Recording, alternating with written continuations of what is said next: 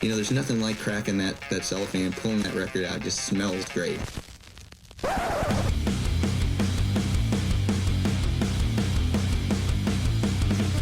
Welcome to BODS Mayhem Hour. Non-stop hardcore energy. I love the show, guys. You're awesome. Unlike any other. With your host, John the Bod, a.k.a. the Bod Father. Man, this stuff rocks. Hey everybody, this is movie director Brandon Slagle, and you are listening to BODS Mayhem Hour, the best in mayhem. The views and opinions of the guests do not necessarily reflect the views and opinions of BODS Mayhem Hour, its staff, affiliates, or sponsors. Parental discretion is advised. Welcome to BODS Mayhem Hour. Hey everybody, welcome to BODS Mayhem Hour. I am your host, John the Bod, aka the Bod Father, and happy Halloween to all you ghouls and goblins that are out there right now. And before I bring on Brian, I'm going to just ask you folks out there, please get out and subscribe to BODS Mayhem Hour on YouTube. Click that notification bell and click subscribe, because I have a lot of great stuff coming down the pipe for each and all of you ghouls and goblins out there. And you definitely want to stay in tune, because I got a lot of giveaways, stuff like that. But anyway, let me introduce my awesome guest today. Renowned independent filmmaker Brandon Slagle, and former actor known for his films The Black Dahlia Haunting and House of Manson. Brandon is set to release his new movie titled Frost on October the 11th, starring Vernon Wells. You may know him from Mad Max 2. And I hope I say her name correctly, Devanny Pinn. Yes. Sorry, I got excited. Most people mess it up. That's what I'm talking about, Brandon. That's what.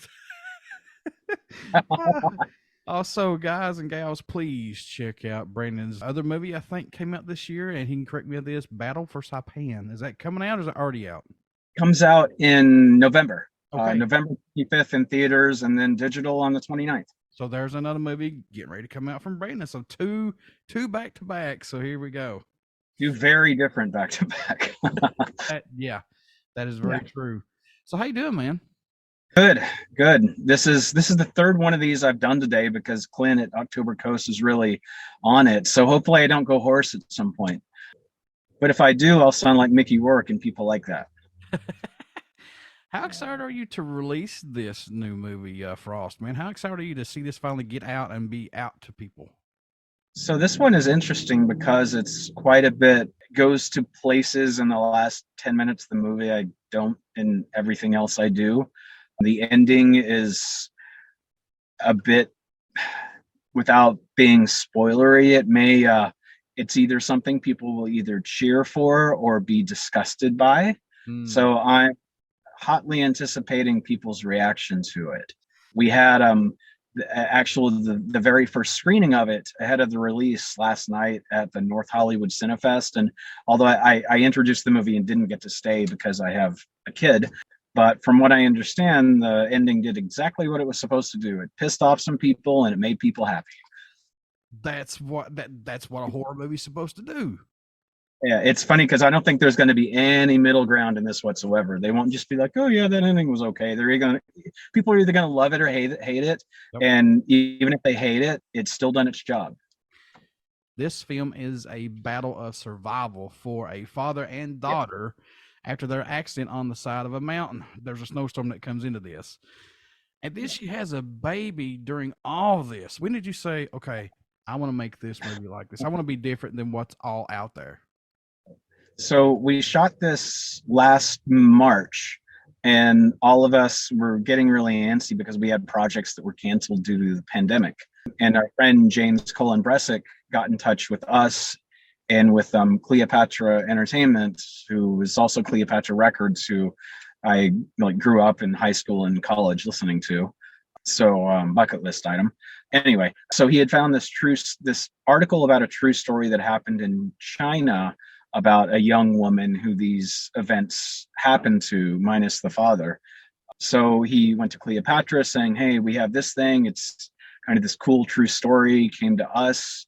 And we really put it together pretty quickly. The pregnancy, all of that was in the true story. So I'd love to take credit for it, but this was really all Bressick, jumping on something that he thought would be a cool scenario and putting the team together. But when you started reading that, though, what was going through your mind? I'll be honest, this is something that even once we had the deal done, once we had it written, I was actually nervous about going into the ending up until we shot it. And by the time we shot it, I'm just like, well, this is going to work. So let's just, we're doing it this, so let's just go for it. And the worst that can happen is we trim it down if it doesn't work. Yeah. And I'd like to think it works, especially if, like, there's been this review come out that said they loved the movie up until the end, where they called it shocking and revolting. So I'm like, oh, that's a great endorsement. So and it's the type of ending and something I haven't done before, haven't done since, probably never will again, but it seems to have accomplished what it set out to do. So that's mission accomplished. There are so many paths that this movie could have taken. And I know you've been doing this for a long time, but was it hard to stay on track with current what you wanted to do with this? I mean, was there anything you want to add differently, maybe that said, let's go this way instead of how this happened, maybe, or no? I mean, because, we shot it during COVID with a small crew. It was sort of us and James and everyone, we started with these very small movies that were basically done, basically like homemade. We did with, favors and Twizzlers. So it was kind of like a return to our roots and, just the nitty gritty and just hit the ground running and being creative. Once we actually had everything together, it was actually a fairly easy shoot. I normally like to do things that have bigger scale. So in that sense, it was challenging to do something that, for 2/3 of it really takes place in the interior of a car. Yeah. But once I, kind of reset my brain, it was actually kind of a fun challenge to figure out ways to continue to make it interesting. When you're really just, kind of like I am right now, just in here with someone for most of the movie. Did you already have an idea of who you wanted for the main roles in this movie, or did it just happen? James had come to us specifically to me to direct, and Devanny to be in it, and Devanny is actually pregnant in the movie. We had gone back and forth about who to cast as the father for a while. We had talked about some other people, and Cleopatra wanted someone kind of like a legacy name character actor from genre movies. And we'd known Vernon for many years and worked with him on a movie called Crossbreed. And Vernon has done he's been lucky enough to do things that are iconic, like Bennett and Commando and The Road Warrior and things like that, which are, like bucket list items for most actors. But Vernon's never really he's played all these heightened characters, but never someone that's more like himself. And he's very warm and has a good sense of humor and stuff. And don't get me wrong, Bennett and Commando has a great sense of humor, but Vernon had never been something that was close to him. Once his name came up, we're like, oh, of course, this makes sense. And we sent it to him, and he thanked us for wanting him to do something that had like emotion to it and wasn't like a caricature or a bad guy or something like he normally does. So I kind of wish we thought of Vernon. I think actually we did think of him to begin with, but we're like, I don't know, let's see if we can get someone who is like Italian, like Devanny, or try this person, try that person. But really, I think from the beginning we knew that it needed to be Vernon, and I'm glad that it was, because I like that you just see this side to him that you don't often get to see in anything he does. So once you saw that come out of him, what was your thoughts? Was you like, man, this is going to be a great role for him because he's something totally different than what somebody else has already seen? Yeah. A little bit of his character is sort of based on my actual father. And my dad was the stage manager at a music venue called the Armadillo World Headquarters in the 70s in Austin, Texas. And he did like roadie work for Santana and all these other bands, and fancied himself a musician. And then he didn't really get to do any more than that. And it's really subtle, but it's implied that like Vernon's character was this guy who used to jam with all these people, and then like he lost everything in his life and now is kind of a recluse. I told him a little bit about that, and he's like, oh, okay. And I could see his wheels turning and him kind of digesting it. And then it was interesting just how genuine he comes across in it. You feel like, and I don't know too much about his past, but I feel like there's something in it that he related to. and he was just really believable. So we couldn't have been happier with him. So after being on set and seeing this movie come to life and seeing the final product, I know you talked about this just for a little bit, but was it difficult to subtract anything from it? I mean, was you just like, we can't touch any of this, this is all good? Or was it hard to do that? I think we only cut, and like we didn't have like a cut of it with everything in it and then pull back from there. Like the movie was made fairly fast, so we got rid of things as we went, as opposed to, so there's not like a 3-hour cut of Frost anywhere.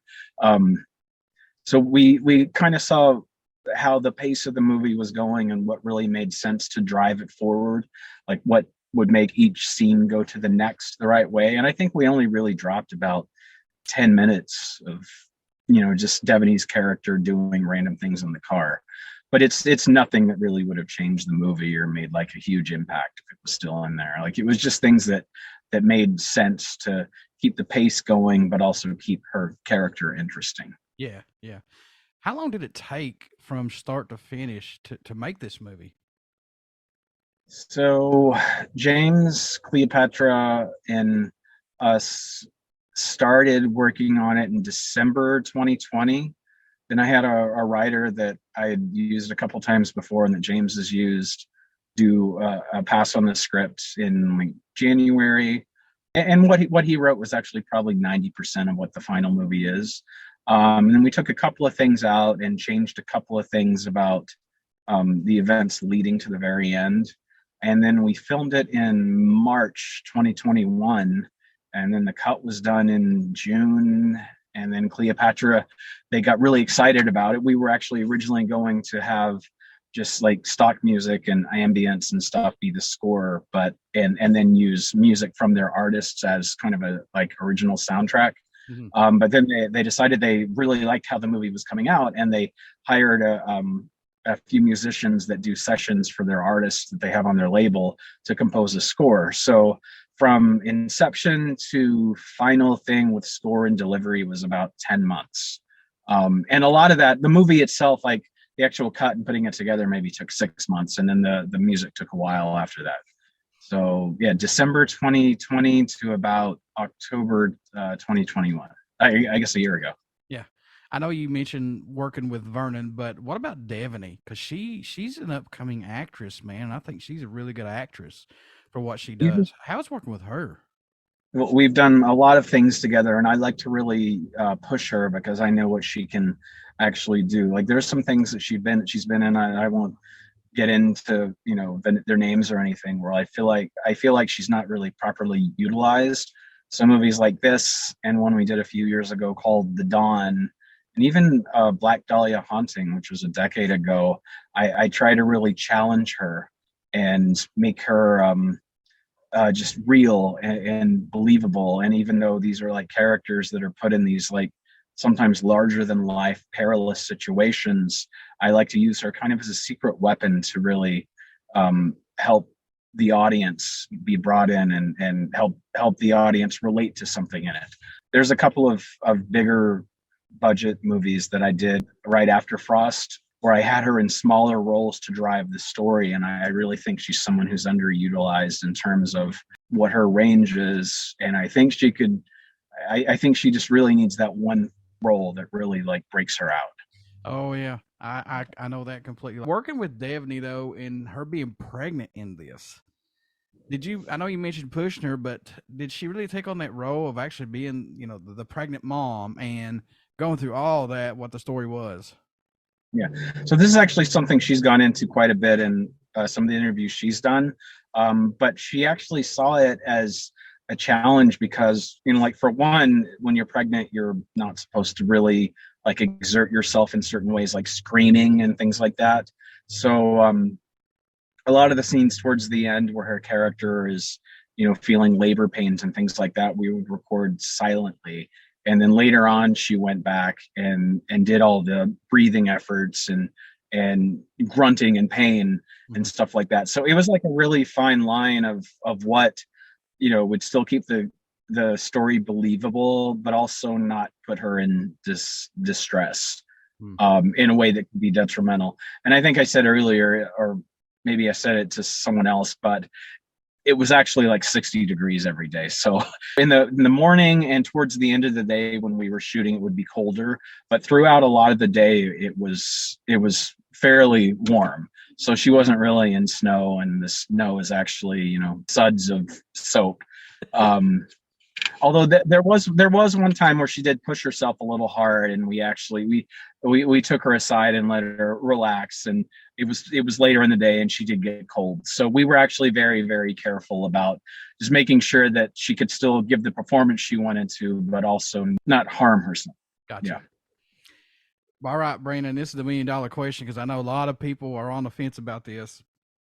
But when you see the feedback, when you see the feedback from people watching your films saying cut down on this or need to add more of this, do you take that into consideration, or do you just let the film come together on its own and be their own little entity?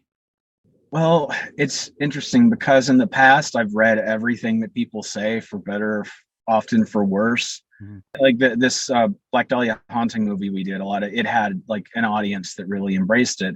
And then the movie we did after that called Dead Sea, which is the first movie that we like made money on. The distributor that bought it kind of rushed out the cut, and it was kind of an unfinished movie. And so it got ripped apart. So I used to read every single thing that people say. And, you know, a lot of times online, you know, you see people that are just like, worst movie ever. And they say that like 50 times a day. Like every movie they've seen that they don't like is the worst movie ever, or they only watch like 10 minutes of it. Yeah. But once you get past that, sometimes you will see people that are actually very thoughtful and constructive. And you are able to see feedback from an audience. Like the way that I see it is, like, movies really don't belong to you. Like once you're done with it, you like be free, go wander, and it's the audiences. So the way I see it, and I know not everyone does, and maybe I sound like a sellout, but you have to pay attention to people who are willing to offer constructive criticism, because the idea is to continue to make more movies and to connect with an audience, at least as far as I'm concerned. You know, some of the best movies out there, you have to watch at least 10, 15 minutes or 20 minutes to get into the movie, and then it kicks right off, man. There, you know, and that happens. I also feel like you need to be receptive to criticism anyway, because after I did Frost, I ended up getting hired for a bunch of things in a row. And some of them, you know, had a lot of overhead in terms of people you have to answer to. Mm-hmm. So I think getting used to reading criticism in the past actually helped me take notes from producers and studio people rather than seeing it as a negative thing. Like, even if I don't agree with a note, I'm like, okay, this is someone who's seeing it kind of from an audience member, so I don't necessarily agree with this, but how can I use it to make it something that makes me happy and also makes them happy? And then they hire me again. Yeah. Did anything weird, crazy, funny, or out of the ordinary happen while making this movie, man? Did anything crazy just happen possibly, or no? As far as I can remember, this one was actually pretty smooth overall, minus, you know, obviously having to, you know, test everyone and you know, the lead being pregnant. There's other movies I've done, particularly this one called The Dawn, where it just seemed like the movie was cursed, and, you know, just weird things. And that was a paranormal movie, so some people said that, you know, there were actually ghosts following the movie.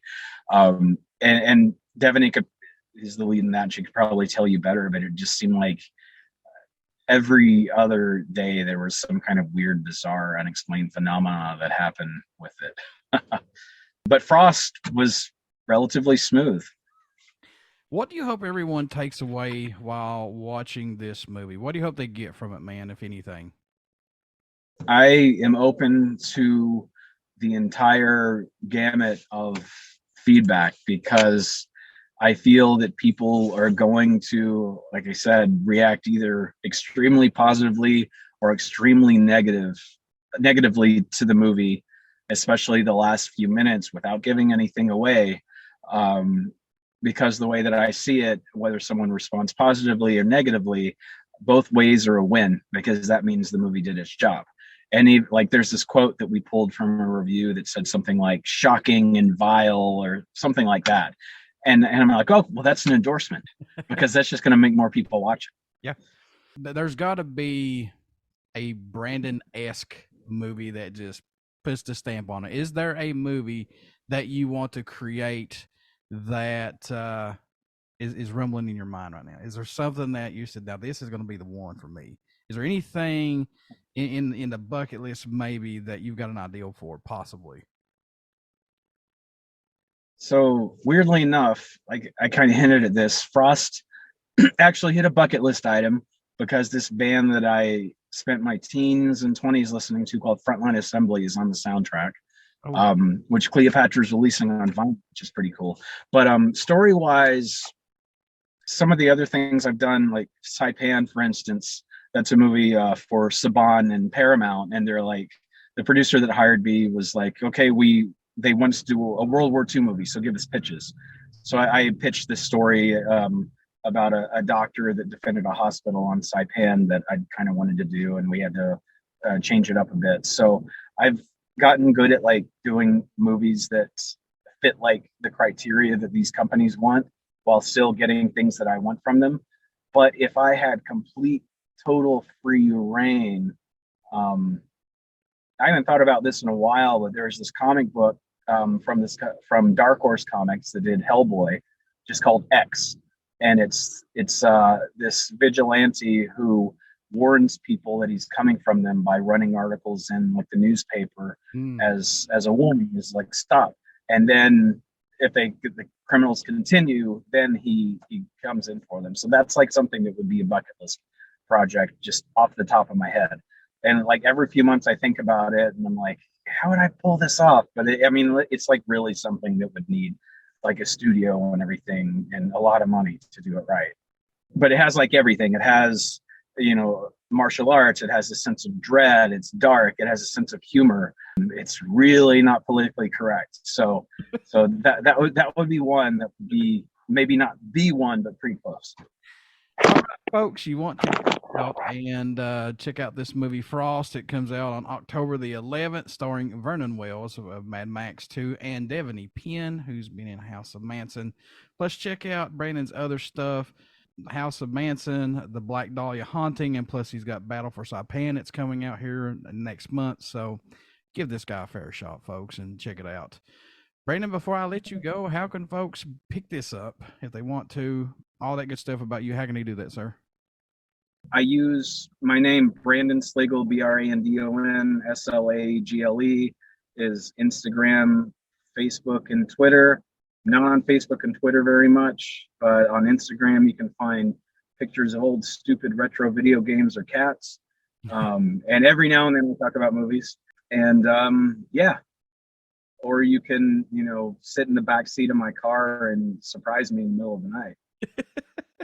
Folks, you can pick up Frost on Cleopatra Entertainment. And that's hard for me to say Cleopatra Entertainment besides Cleopatra Records, because I'm so used to saying Cleopatra Records. Yeah, Records goes off the tongue better, doesn't it? Yeah. It Cleopatra Entertainment. Yeah. All right, Brandon, before I let you go, would you care to do a promo for my show, sir? Let's do it. Hey, everybody, this is movie director Brandon Slagle, and you are listening to BODS Mayhem Hour, the best in mayhem. Everybody, please get out and check out our Facebook page. It has our podcast link and that YouTube link that I ask you guys and gals. Please go subscribe and click the notification bell because we got a lot of great stuff coming up. And please get out and check out Frost on October the 11th. And like I said, check out Brandon's other movies, and he won't be disappointed, man. And Brandon's going to be back on later on because I'm going to keep having him on here because I want to support this guy because there's a lot of filmmakers out there who are busting their asses off and deserve some type of little voice just to get them out there a little bit, So, Brandon, you have full support from me and my podcast, sir. Well, thank you, and bring me back anytime. I will do so. Thank you, man. Have a good day.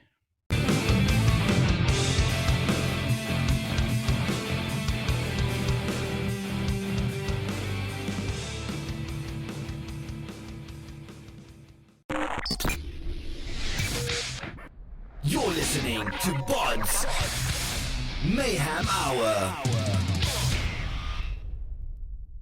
Follow us on Facebook, Twitter, and Instagram.